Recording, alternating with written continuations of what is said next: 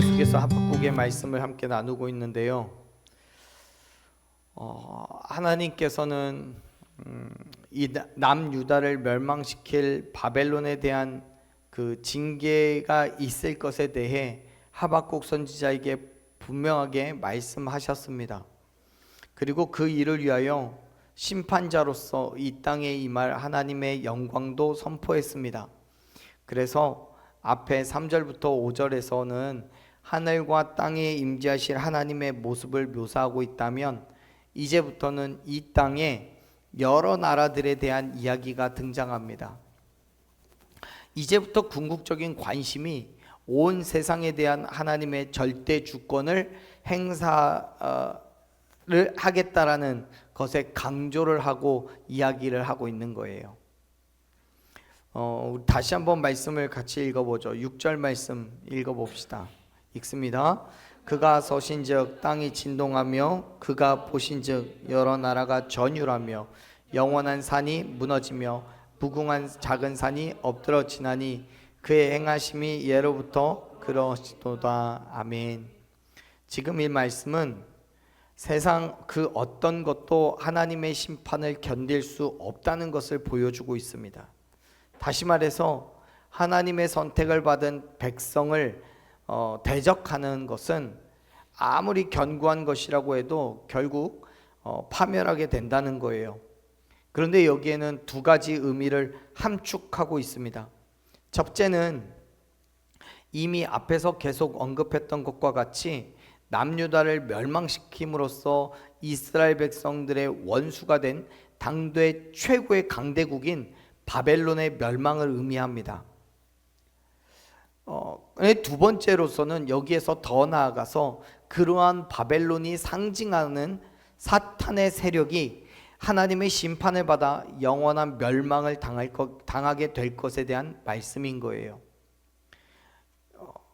여기에서 이 6절의 말씀에서 서신즉이라고 번역하고 있는 히브리어는 단순하게 서 있다는 것만을 의미하는 것이 아니라 하나님께서 인간의 역사에 적극적으로 개입하셔서 당신이 계획하고 계시는 그 구원의 사역을 진행하신다라는 의미가 있습니다.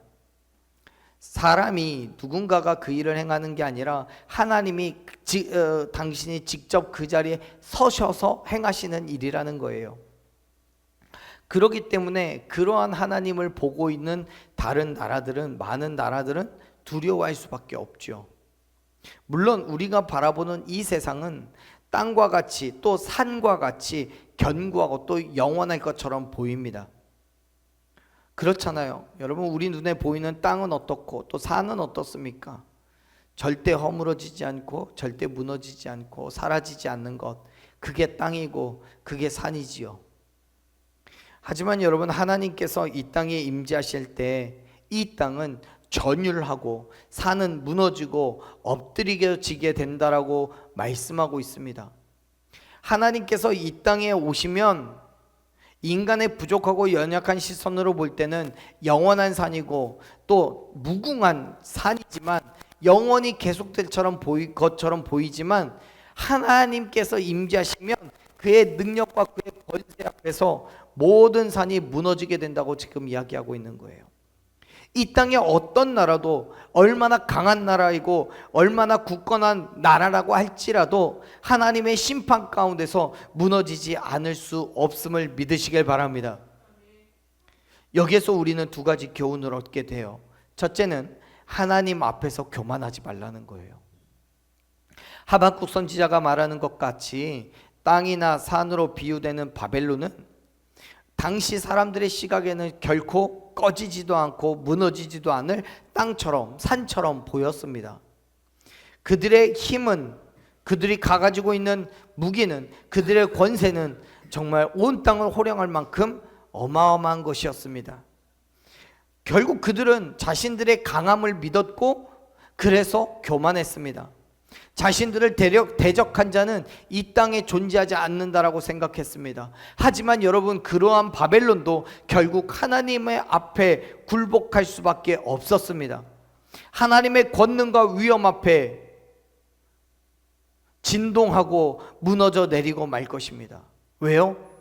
세상의 것들은 한계가 있지만 하나님은 영원하시며 그의 권세는 무궁하기 때문임을 믿으시길 바랍니다. 지금 인간적인 시선으로 볼 때는 바벨론을 이길 수 있는 것이 하나도 없겠지요. 하지만 하나님의 때가 이르면 그 모든 것은 다 무너지고 마는 거예요. 사랑하는 여러분, 지금 내 지식과 내 형편을 믿고 교만하지 마십시오. 세상의 것들을 의지하지 마십시오. 이사야서 2장 11절 말씀을 보면요, 이사야 선지자는 분명하게 선포합니다. 하나님께서 이 땅에 임재하시는 그때가 되면 눈이 높은 자가 낮아지고 교만한 자가 굴복하고 여호와께서 홀로 높임을 받으실 것이라고. 할렐루야. 그렇습니다. 우리가 6절 말씀에서 얻을 수 있는 두 번째 교훈이 하나님께서 인간의 모든 교훈을 깨트려 버리신다는 거예요. 하나님의 능력과 권세 앞에서 이 땅의 어떤 것도 자기의 이름을 높일 수 없음을 여러분 믿으시길 바랍니다. 왜냐하면 하나님은 이 땅에 속한 모든 것들을 심판할 수 있는 유일한 분이시기 때문입니다. 그래서 하나님께서는 교만을 정말 싫어하셔요. 왜요? 교만은 하나님을 버리고 나를 섬기게 하기 때문에 그렇습니다. 교만함 때문에 하나님을 무시하고 하나님의 역사하심을 거부합니다. 그래서 잠언 16장 18절 말씀을 보면 잠언의 저자는요, 교만이 패망의 선봉이고 거만한 마음은 넘어짐의 앞잡이라고 말씀하고 있습니다. 교만함 때문에 나를 하나님 위에 세우려고 하고 그 교만함 때문에 하나님의 말씀을 무시합니다. 하나님 앞에 무릎 꿇지 않고 오히려 하나님을 내가 가진 것으로 자랑합니다. 지금 바벨론이 그러한 교만함 가운데 있고 이 땅이 바벨론과 같이 그러한 교만함 가운데 있는 거예요. 지금 하박국 선지자가 말하고 있는 것도 동일합니다. 한번 볼까요? 7절 말씀 보십시오.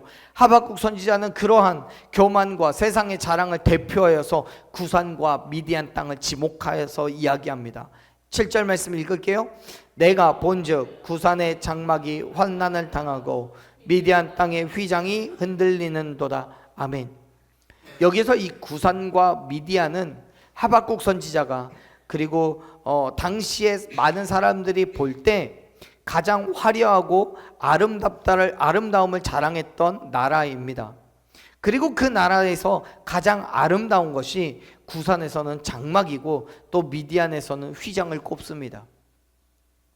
무슨 말이냐면 이 땅에서 누가 봐도 아름답고 누가 봐도 화려하고 누가 봐도 정말 귀하다고 여겨지는 그 것들이 결국 하나님께서 이 땅에 오시면 환난을 당하고 흔들리게 된다라고 말하고 있는 거예요. 세상에 많은 사람들이 다른 곳은 다 망해도 이 나라는 무너지지 않을 거라고 생각했습니다.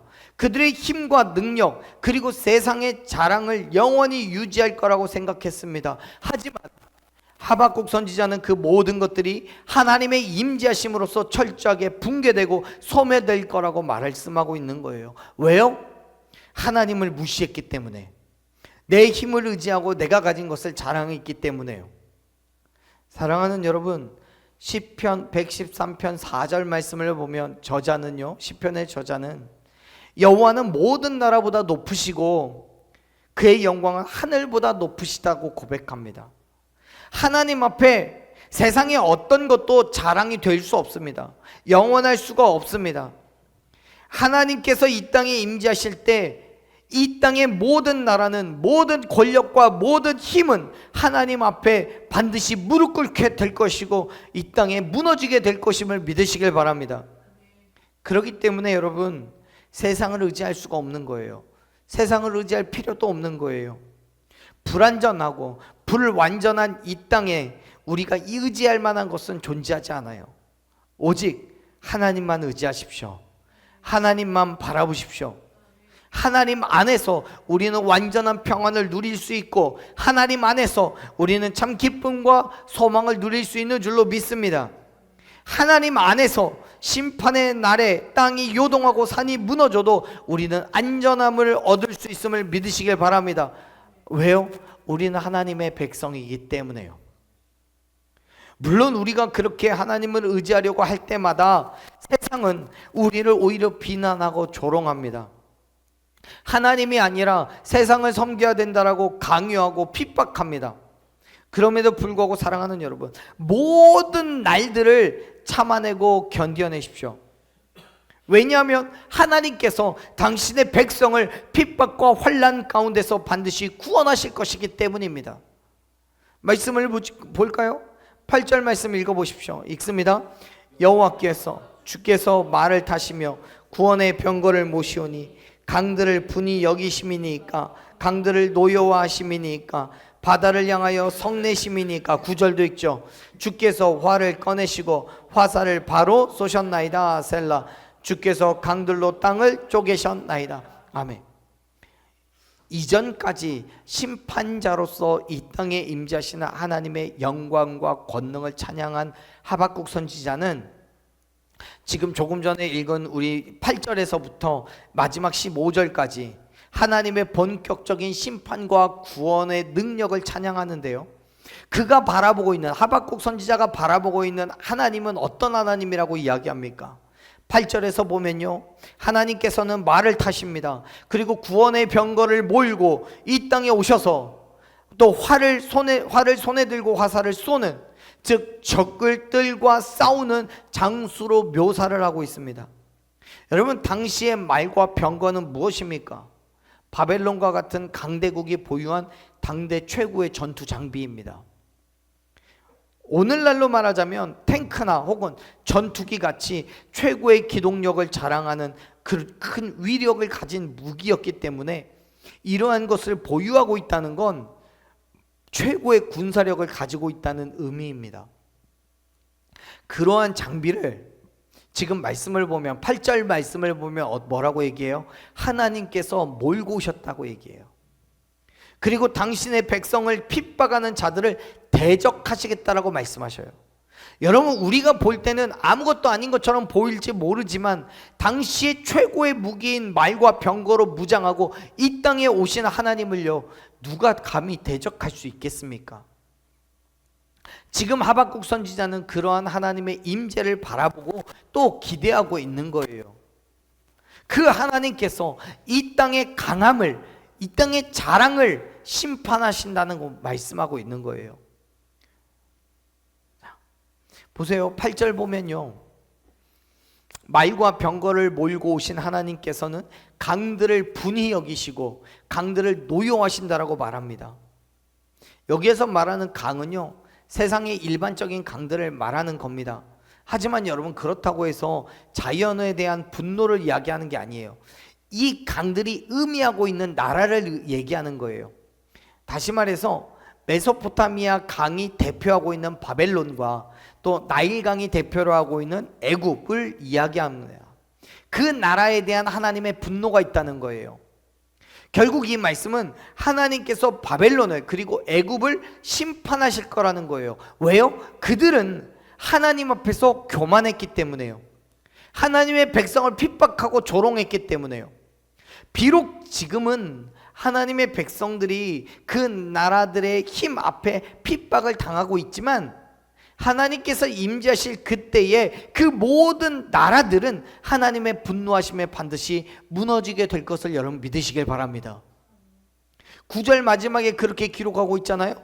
주께서 강들로 땅을 어떻게 하셨다고요? 쪼개셨다고요. 여기에서 말하고 있는 강은요, 앞에 8절에서 이야기하고 있는 것 같이 강으로 대표되는 바벨론이나 애굽을 이야기하는 거 아니에요. 8절의 강과 9절에서 말하는 이 강은 달라요. 왜냐하면 8절에서의 강들은 히브리어로 어떤 특정한 강을 가리킬 때 사용하는 정관사가 들어있어요. 즉 그 강에서 의미하고 있는 나라들이 있다는 거예요. 그런데 9절에서는 일반적인 강을 의미하는 단어로 기록되어 있습니다. 그래서 이 말씀은 땅 속에 물이 터져 나오면서 땅을 갈라지게 만들었다는 것으로 이해하는 거예요. 마치 노아 시대에 하나님께서 홍수를 통해 세상을 심판하신 것처럼 바벨론과 같이 악한 자를 심판하실 거라는 의미로 이야기하는 거예요. 물론 오해하지 마십시오. 진짜로 땅을 쪼개시고 강이 솟아나와서 땅을 쪼개고 있다는 얘기는 아니에요. 비유적인 표현인 거죠. 하나님의 심판이 있을 것에 대한 비유적인 표현이요.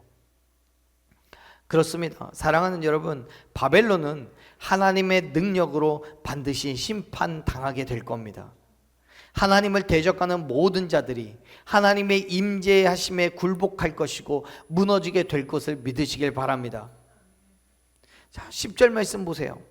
하나님께서 임재하실 그때에 모든 나라들이 강함과 영원함을 소유하고 있다고 생각했던, 또는 그렇게 믿어 의심치 않았던 이 땅의 모든 것들이 하나님 앞에서 두려워 떨고 굴복하게 될 거라고 이야기합니다. 10절 말씀 읽어볼게요. 읽습니다. 산들이 주를 보고 흔들리며 창수가 넘치고 바다가 소리를 지르며 손을 높이 들었나이다. 아멘. 이 말씀에서 등장하고 있는 산, 창수, 바다, 이런 단어들은 다 자연을 말하지요. 그러한 자연들이 어떻게 해요? 흔들려요. 또 넘쳐 흘러요. 손을 높이 들어요. 엄청난 소리를 내요. 여러분, 이러한 모든 일들이 어떻게 일어난 거예요? 말씀을 보면요, 어떻게 해서 이러한 일들이 일어나요? 10절 말씀은 주를 보고 일어난 일이에요. 주를 보았어요. 산들이 주를 보았어요. 흔들리는 창수가 넘쳤고요, 흔들렸고요, 창수가 넘치고요, 바다가 소리를 지르며 손을 높이 들었어요.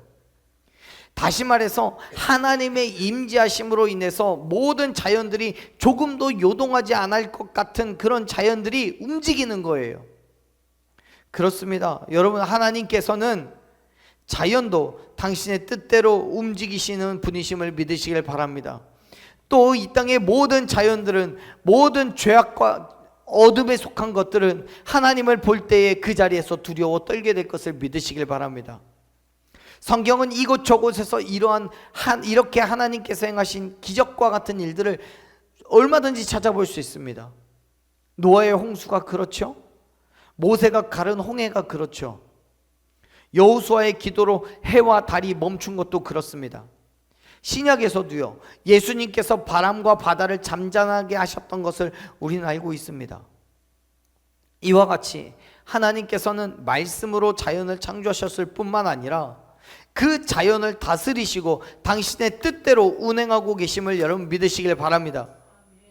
그런데 여기에서는 단순하게 자연만 표현하고 있는 게 아니에요. 앞에서도 말씀드렸듯이 이 땅은 이 땅에 누구도 대적할 수 없을 만큼 큰 힘과 능력을 자랑하는 산, 그리고 창수, 그리고 바다와도 같은 나라를 의미하는 거예요. 즉 하나님의 백성들을 핍박하고 다스리는 원수들을 상징하는 단어들로 이루어져 있습니다. 그들은 산처럼, 창수나 바다처럼 이 땅의 모든 것을 집어삼키고 이 땅 위에서 군림하며 모든 자들을 다스리고 정복하고 그들을 핍박하고 조롱할 거예요. 누구도 그러한 나라들이 멸망하게 될 거라고 예상도 하지 못합니다. 짐작도 하지 못합니다. 그런데 말씀을 보면 그런 원수들이 어떻게 된다고 말해요? 흔들린대요. 넘친대요. 손을 높이 들었어요. 그들의 힘이 하나님 앞에서 무기력하여서 결국 하나님 앞에 굴복하게 될 거라는 말이에요. 사랑하는 여러분, 하나님을 대적할 수 있는 것은 이 땅에 어떤 것도 존재하지 않습니다. 아멘. 하나님께서는 말씀으로 세상을 창조하셨고 말씀으로 다스리시며 선악간에 심판하시기 위하여 반드시 이 땅에 다시 오실 분이심을 믿으시길 바랍니다. 그렇기 때문에 여러분, 비록 세상은 우리를 핍박하고 무너뜨리려 하겠지만 나의 주인 되신 하나님께서 오히려 이 세상을 다스리심을 믿음으로 담대하게 참아내고 견뎌내는 저와 여러분들에게 간절히 축원합니다. 어쩌면 지금 우리는 너무도 무기력하게 세상에 굴복당할 수밖에 없을지도 모릅니다. 하나님의 때에 하나님께서 임재하시면 이 땅의 모든 대적들은 그때 하나님 앞에 무릎 꿇게 될 줄로 믿습니다. 하나님께서 당신의 백성들의 대적을 능히 철저하게 무너뜨리실 것을 여러분 믿으시길 바랍니다. 보세요. 11절에서 그 사실에 대해 분명하게 선포합니다. 11절 읽어볼게요. 날아가는 주의 화살의 빛과 번쩍이는 주의 창의 광채로 말미암아 해와 달이 그 처소에 멈추었나이다. 아멘.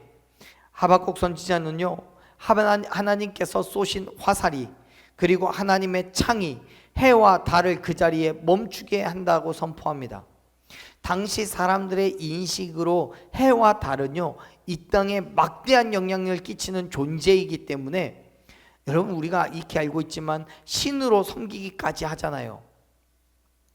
그런데 하나님께서 행하신 일, 즉 그가 쏘신 활로, 그의 창으로 그러한 신으로 여길 수밖에 없던, 그렇게 위대하게 여겨지는 해와 달이 그들의 처소에서 꼼짝할 수 없는 상태가 되어버렸어요. 다시 말해서 그들이, 세상의 사람들이 신으로 섬기는 그 위대한 존재들이 하나님으로 인해서 무너졌다는 거예요. 하나님의 명령에 꼼짝하지 못한다는 거예요. 그만큼 하나님의 권능과 위엄은, 그의 힘과 능력은 얼마나 위대한 것인지를 보여주는 것이고, 또 그러한 하나님께서 행하실 심판이 얼마나 무서울 것인지를 동시에 드러내고 있는 표현인 거죠. 사랑하는 여러분, 하나님의 때가 되면 이 땅의 어떤 것도 그의 심판을 벗어날 수 없음을 믿으시길 바랍니다. 하나님의 심판은 이 땅의 모든 나라, 모든 민족을 대상으로 하며 반드시 선악간에 심판하실 것을 믿으시길 바랍니다. 그렇기 때문에 사랑하는 여러분, 온전히 하나님을 의지하십시오. 하나님의 역사하심을 기대하며 나아가십시오. 지금의 힘듦과 어려움, 핍박과 환난을 두려워하지 말고 담대하게 참아내고 견뎌내는 저와 여러분 되기를 간절히 축원합니다. 하나님께서 임재하실 때 당신의 백성된 저와 여러분을 그 어려움 가운데서 건져내어서 하나님의 은혜와 축복의 자리로 인도하여 주실 줄로 믿습니다. 아멘. 자, 13절을 보죠. 하박국 선지자는 분명하게 선포합니다. 13절 읽습니다. 주께서 주의 백성을 구원하시려고 기름 부음 받은 자를 구원하시려고 나오사 악인의 집에 머리를 치시며 그 기초를 바닥까지 드러내셨나이다. 셀라. 아멘. 지금 하박국 선지자는요, 하나님의 백성을 구원하시려고, 기름 부은 자를 구원하시려고 어떤 일을 행하셨다라고 말하고 있습니까? 뭐 하셨어요? 하나님의 백성을 구원하시려고, 또 기름 부음 받은 자를 구원하시려고 뭐 하셨어요? 나오셨어요. 하늘에서부터 이곳까지 임재하셨어요. 하나님께서요. 여러분, 하나님께서는 분명히 이 땅에 다시 오십니다. 아멘.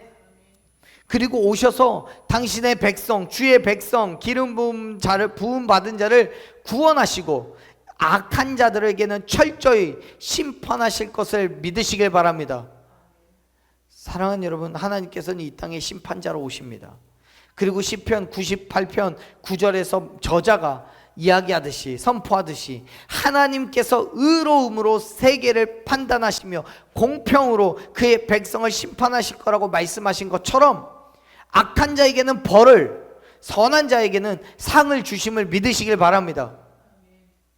아무리 세상이요 산처럼 견고하더라도요, 바다처럼 매서워도요, 또 해와 달처럼 영원할 것 같은 존재로 보여도요, 결국 하나님의 심판으로 무너질 거예요. 그러나 하나님의 거룩한 백성들에게는 하나님께서 약속하신 구원의 은혜가 부어짐을 믿으시길 바랍니다.